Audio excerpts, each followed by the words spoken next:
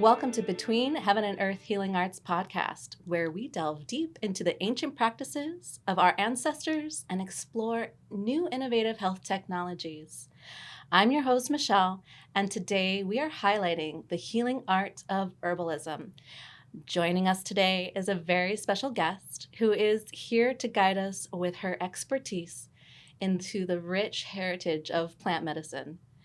She's been practicing for over 20 years and has a wealth of knowledge to share with us today. Welcome, Brittney. Hi, Thank you for being here with us. Thank you for inviting me. This is so fun. Yes, I'm excited to get into it with you. To begin, could you give us, our listeners, a brief overview of the differences between herbalism and how it differs between conventional medicine? Yeah, for sure. So I would say the big difference of conventional medicine and herbalism is we're really looking to treat the whole person, right?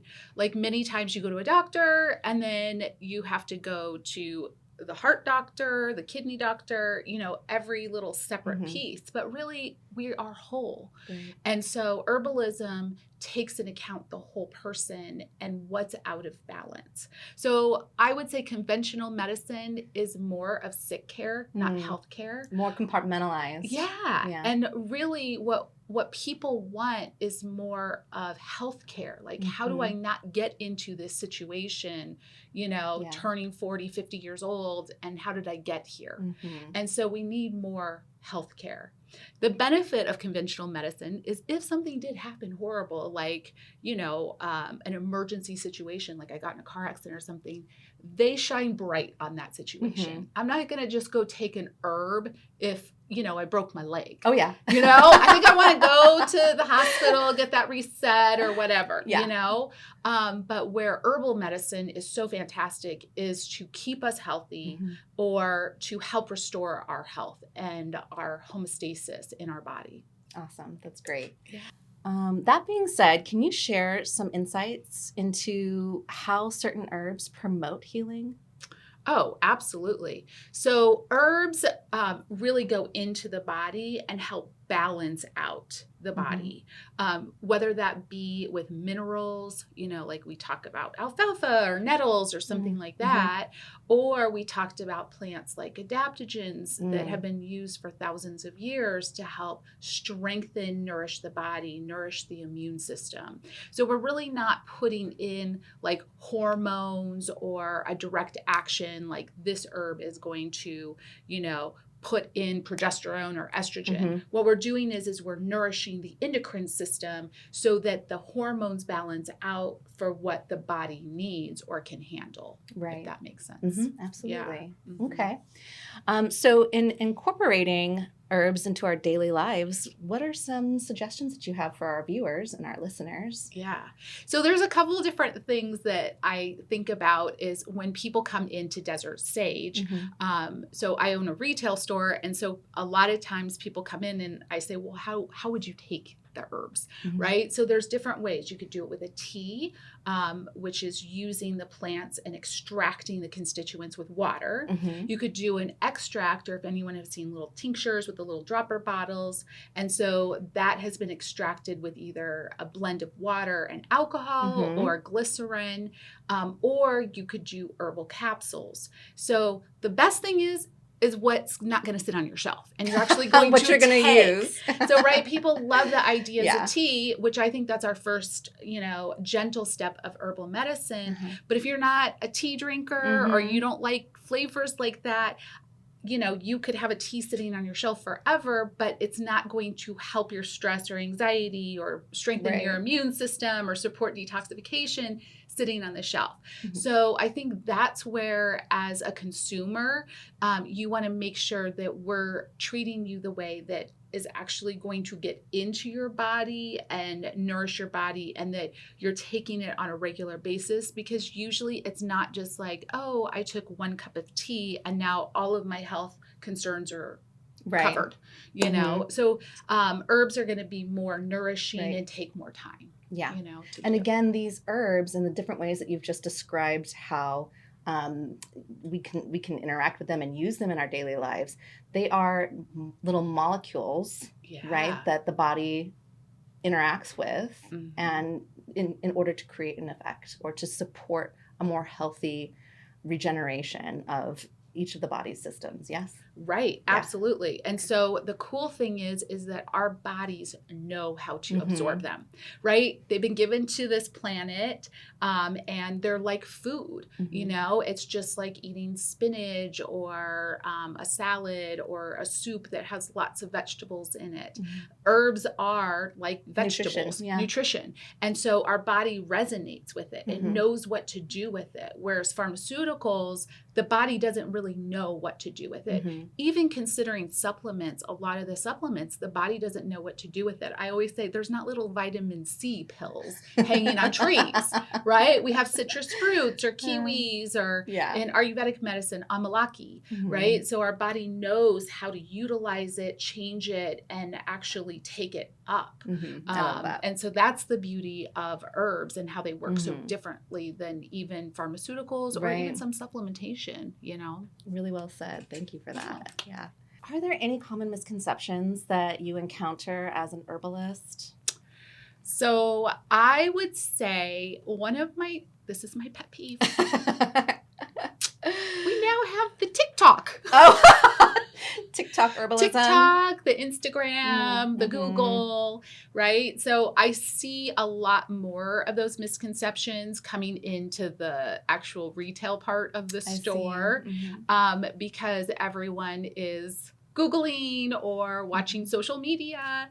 And there's a lot of people that are just using hype of like, oh, this herb does all of these things. And I'm like, oh, well, you know, traditionally, that's not the way that we use it. You know? Yeah, I feel like we've seen that a lot lately in the health field all over. Health, fitness, wellness, like the trending herb or supplement. Yes. That is like the Ozempic of supplements, you know, and then there's a running on the shelves for things that maybe aren't best to the individual's holistic health. You're right. And they're spending money on things that really aren't treating, or maybe they think it's supposed to be treating this condition, or maybe it's contraindicative. Like, I can't tell you how many people come in and they have, you know, they're like, oh, here's my list of pharmaceuticals. And they just start taking herbs. And I'm like, you know, your pharmaceuticals are already interacting with each other. And then you just Dr. Googled yourself and you're thinking that this herb is going to fix this issue, but it could be contraindicative for their health conditions. So that's where an herbalist or a naturopath or a functional medicine doctor, you know, really comes in, because we've been trained for a long time. It's just like a doctor. You wouldn't want your doctor to be trained on TikTok or Instagram, right? To fix yourself or going to surgery. Excellent point. So I would say that the misconception is that it can be simple, but for more in-depth conditions, you really want to look to find somebody that can guide you the right way. And I think you're going to spend less money too, because I can't tell you how many of my clients come in and they've got boxes of supplements and herbs and they're like, but it doesn't work. But maybe they're taking it the wrong way. Yeah. So like, when should someone consider seeing an herbalist? Yeah. So I think anyone can consider seeing an herbalist just for health, and they want to start incorporating herbs into their life. So even if they're on a lot of supplements and herbs and things like that, even just for a refresher of like, okay, what is really the top things? Because right, you can look at so many things and be like, oh, that supplement's great. That supplement's great. I need that. I need to take turmeric and ginger. And you know, it can just, every herb is phenomenal, right? You can read about it. And so if you're feeling confused and you want to have something more personalized, I think that's a wonderful thing.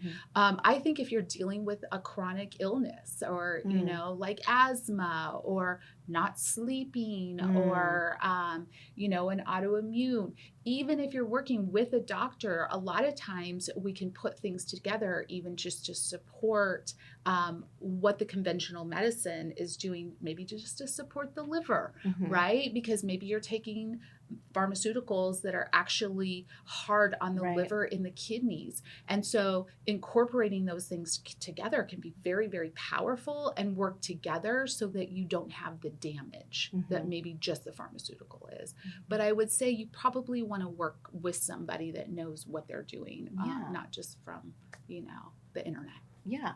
And to that point, like, how would you recommend going about finding an herbalist to support you? That's a really good question. So in our country, we don't have, like a medical board or something like that. So what we do have is called the American Herbalist Guild. And so you can actually search the directory to find herbalists that have gone through a process to be registered as a registered herbalist through the American Herbalist Guild. So that way you would feel confident that someone has been trained properly. Because really anyone can say that they're an herbalist. Sure. Right? So they could have taken a 50-hour program online and said, oh, I can do herbal consultations. So I'm not saying maybe they would be fine at it.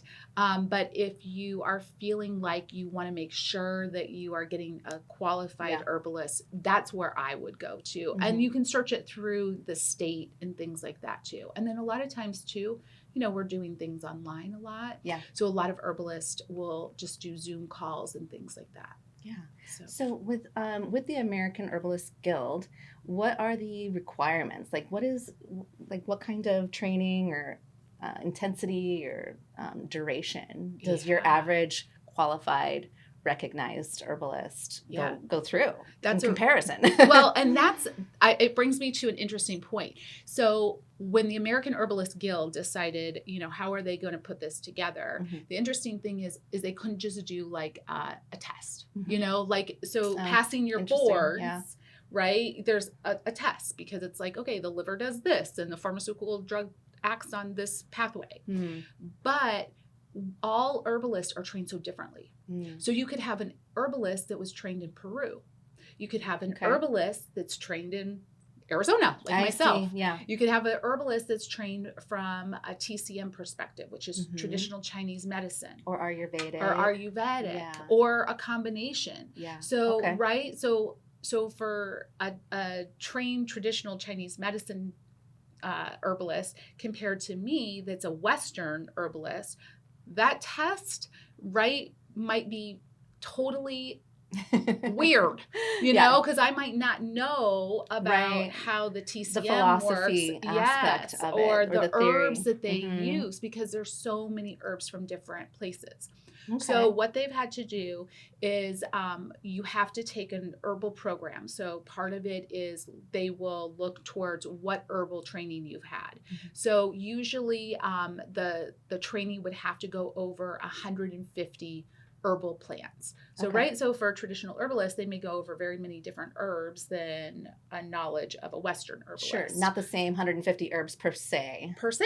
Because you might have grown up in Brazil and you use different plants. So that's one of the things. And then the American Herbalist Guild really is for clinical herbalists. So you have to have over 200 hours of clinic.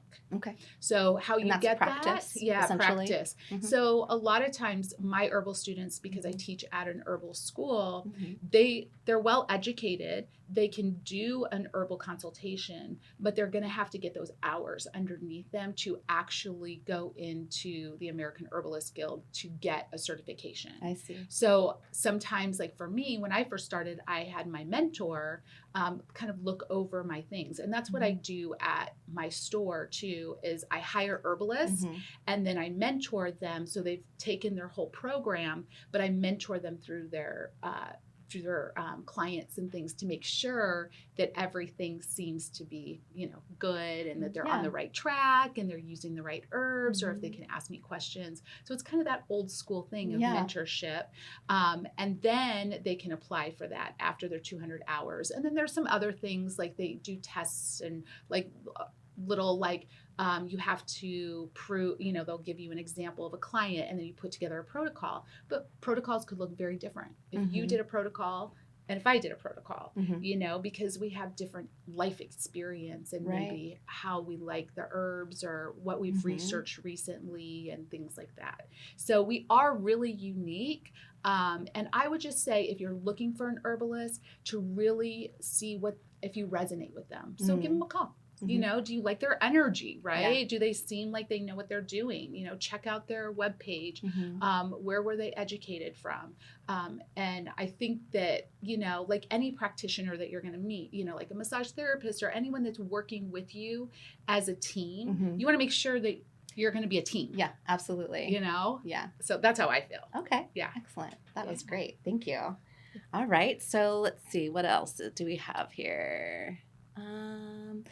All right. So could you share a little bit about your personal journey, how you came about practicing herbalism? Sure. So this story kind of starts with my own health issues. So my mom was a teacher, and she decided to take time off of teaching, and she went to our local school called Southwest Institute of Healing Arts. Yep, I'm familiar with that. Yeah. And she decided to try some natural stuff out because she was always into natural remedies and things like that. So at that time, the school was very, very small. So this was over 25 years ago, right? So they didn't even have an herbal program. Right. But she took an Ayurvedic class.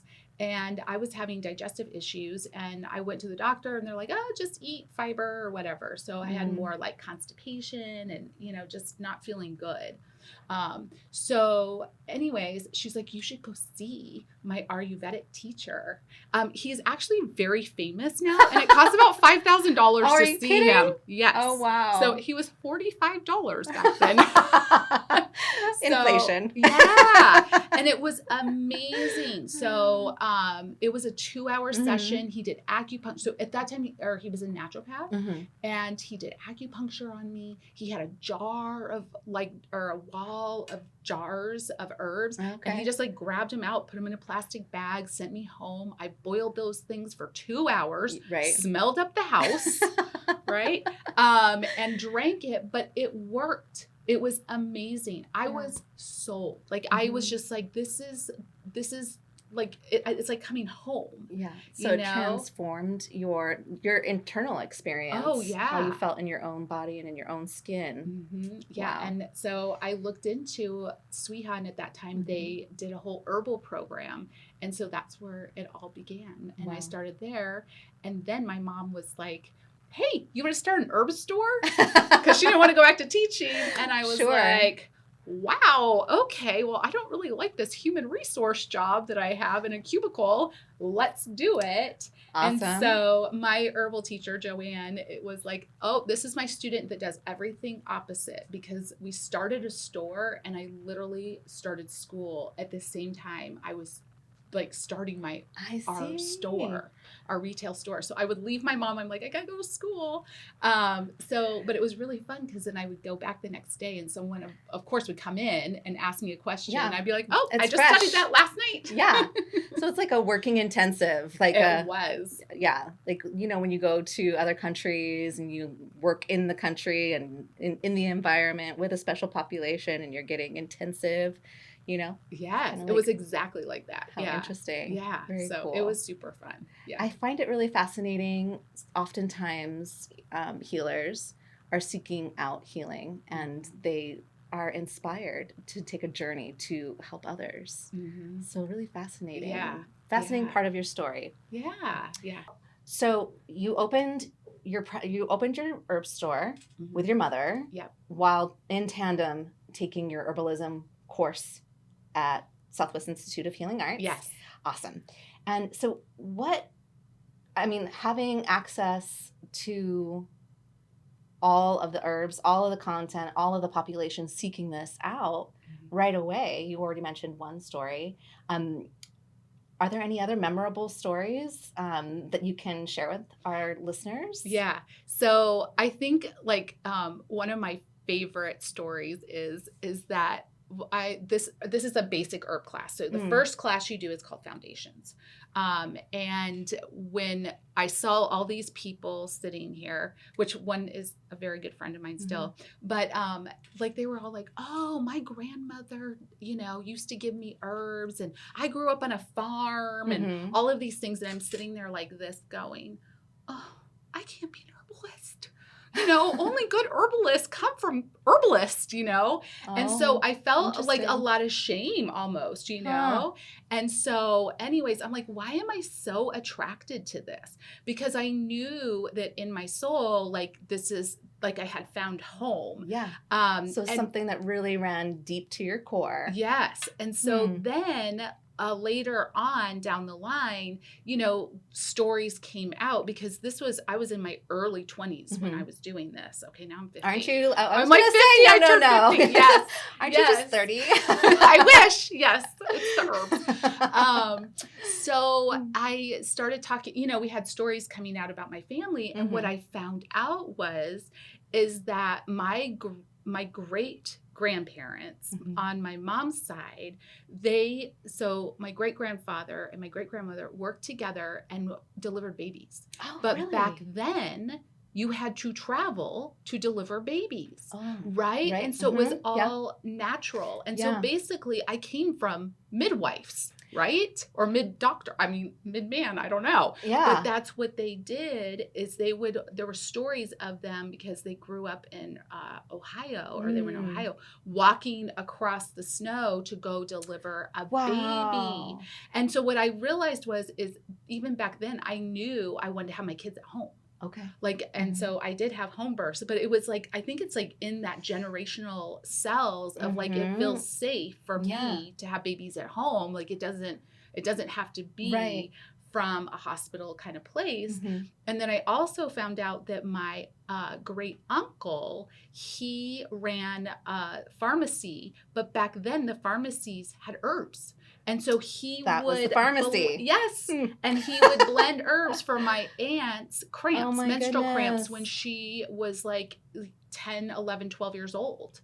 And it's so funny that like, now I have an herbal store and blending herbs and it's like so generationally, but like back then I didn't really know my story. And so a lot of us don't probably even know our stories with herbs because we do all have stories. Yeah, absolutely. Because that's all it was. We just didn't get to talk That's our natural evolution of our society. Yeah, absolutely. And I also really, I really feel strongly that we carry ancestral memories. Yeah. Either consciously or subconsciously. Right. These things drive us towards those inclinations, those memories, those gifts, those skills, those tools that we accumulated over lifetimes, For sure. Yeah. So it's so exciting. And I think too, the evolution of the use of herbs follows us. I remember studying it in aromatherapy. It was one of the things that fascinated me the most about plants and humans is that just the in tandem evolutionary expansion of our wellness, our consciousness, our experience as a species. Grew and evolved in tandem with plants. Absolutely. And it continues still does. To. I mean, especially with all the designer things out there, but that's maybe, a conversation for another podcast. But it truly is true. Yeah. And that's what I tell people. I said, that's why herbs are so powerful. Like we consider MRSA, right? And the herbs are evolving with the viruses, the bacteria that are coming in because they have to handle them too. They have to ward off their dangers in their environment also. So they're going to be with us to serve us throughout this time because for them to live, they're shifting and changing for us too, to give us that medicine. So it's truly powerful. So, right? Yeah. It's so powerful. So this is a great lead-in to the ethics and cultivation of herbs. What are some of the challenges that the future of herbalism might hold? And what are some things that we need to consider in terms of sustainability, accessibility? Gosh, we really saw this during COVID because a lot of people went crazy and hoarded natural herbs. remedies. Yes, natural remedies. And, for my little herb store, a lot of times I couldn't even get the herbs. Wow. So there is this, growing population that is looking for natural remedies. So we need more growers. So I think that whole sustainability, but what's exciting about it is there's so many of my students that want to grow. They want to be farmers, and so there's an exciting movement that we can really go into is moving into growing these plants and doing it sustainably and remediating the earth. Right? Because really doing organic gardening, if we're doing this the correct way, we're actually healing the planet. So it's like this whole beautiful structure that we could really do together is by providing plant medicine while healing the earth. But there is that sustainability kind of thing because, we want to make sure that we're, finding the right people and that are growing it the right way and not putting pesticides on it and where we're getting our plants from and things like that. So, and also how they're actually processing them, because I think there are some unethical places that, aren't doing the right thing, and then we're getting poor quality like herbal shortcuts. medicine. So let me just give you an example. So I had a time where I kept getting red clover flowers, right? And they were very poorly dried. So red clover, if anyone knows that plant, it's beautiful. Like it should be like a reddish kind of pink color, smell kind of sweet. And they looked very burnt. So I kept sending them back to one of my wholesalers, and I said, this is poor quality. Like I can't sell this. It doesn't have medicine in it. Right. And so after the third time, they were like, well, we want you to talk to our quality control. And she said, oh, well, we should have ground that into a powder. Right. So there's where, that's why I don't like to carry a lot of powders at my shop. So because right, if they grind it into a powder, then they can sell it to an herbal company that makes herbal capsules that are powders. And I see. The company doesn't know. And so what we're seeing is more, even pharmaceutical companies, they're seeing the increase in money spent on herbal remedies, but they aren't hiring herbalists, right? To know quality control and things like that. So people just think, oh, I'll just buy these powders, put them in a capsule and sell these. But they might be lacking the medicinal constituents that would be that you're looking for. Yeah, so they could be poor quality herbs or mixed with other fillers or things like that. So mitigate it. Right. So that's why it's so important to find good companies out there, or making sure that, you can actually see the plant. Does it smell properly? Does it have color and vitality? And we eat first with our eyes. Yes. Yeah. So you wouldn't go pick the bad apple. Like you're looking through the apples to find the good apple. And so, when they just grind that stuff up, or you don't know what they're putting in their capsules. So it may be cheap on the shelf, but you're just getting, maybe some bad herbal remedies, and that's why it doesn't work. Or empty filler. Yeah, empty fillers. And people say, oh, well, it doesn't work. Well, maybe it's poor quality, so their first experience may not, be like this stuff doesn't work, but really it could just be poor quality. Yeah, that's an interesting factor to consider when you are endeavoring to engage with herbs. Or seeking to improve your health with herbs, talking to somebody who can point you in the right direction with quality herbs and sources. Yeah. Interesting. Because anyone could put a label on a bottle of capsules, right? And put it on the Amazon. Yes, that's true. I think that's also one of the reasons why for some time now, and we talked about this before, the FDA seeks to, put a lot of restrictions and rules around having access to supplements and herbal medicine, things like that, or off-the-shelf type herbs. They don't typically, not FDA approved. So I think that's one of the challenges in perception, and then also you've given a great argument for it as well. Yeah. Unfortunately, that's like the world that we live in. Right. We have to really, oftentimes folks are navigating blind. Mm-hmm. Yeah. Yeah. So really finding companies that are herbalist driven. Yes. So I tell my students all the time, I'm like, well, call the company and ask who's their educator. Get on the phone. Yes. Send an email. Like, I mean, if you're thinking about, carrying that product or, using those herbs to blend or, like, who are they doing quality control? Like, what is that? Are they using sustainable practices? So those are going to be the important things. Like if you are finding herbal remedies, I mean, I know I have a lot of customers that come from other states and they don't have like great herb stores. Right. Like, I mean, Chandler does, but just to float my boat. But right, that I get to hand pick because I've been in the industry for a long time and get lots of education.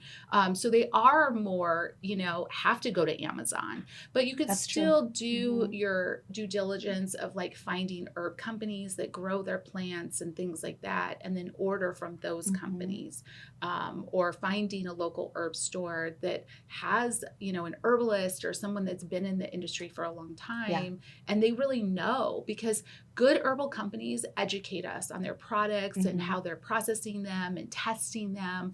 We have another problem is our world is so toxic. And even if we are getting it from the pristine areas of Oregon or Washington, but because of the rains and everything, it brings in toxicity. And so a lot of these plants have, heavy metals in them, or if they're coming from, we see that a lot in China, we see a lot of heavy metals, content in some of these herbs because they like to suck things up, the metals. They absorb, They absorb it. So it's a little tricky. So interesting, when I'm looking for a company, I'm asking them, do they do batch testing and things like that? Yeah. Because if I'm working with a cancer patient, they can't handle high additional lead, so it's a really important thing to consider when you are purchasing things, if you are mostly if you have a really chronic disease. So just to be clear, batch testing would give you like a data outcome of the constituents, the molecules, the content of the herb. Yes. Yeah. So some of my herb companies, they actually test for the metals. I see. Okay. Yeah. So because they know that maybe, like I'll just take one that I'm off the top of my head is Hishu Wu or Foti, which is a Chinese herb, but it's been found to have like a lot of heavy metals. I only get it from a couple companies that I know do batch testing on heavy metals, because I actually put it in my husband's formula. So I don't want him to have extra metals, Right. So I'm very cautious. Like I take the stuff that I'm, that I'm carrying or that I give my clients. And so I want to make sure it's the best quality. Absolutely. Beautiful. Okay. Wow. That was a really powerful conversation. Brittney, thank you so much for coming and sharing your wealth of information and wisdom with our listeners. It was such a pleasure. Yeah. And we'll have you again soon. Awesome. Thank you.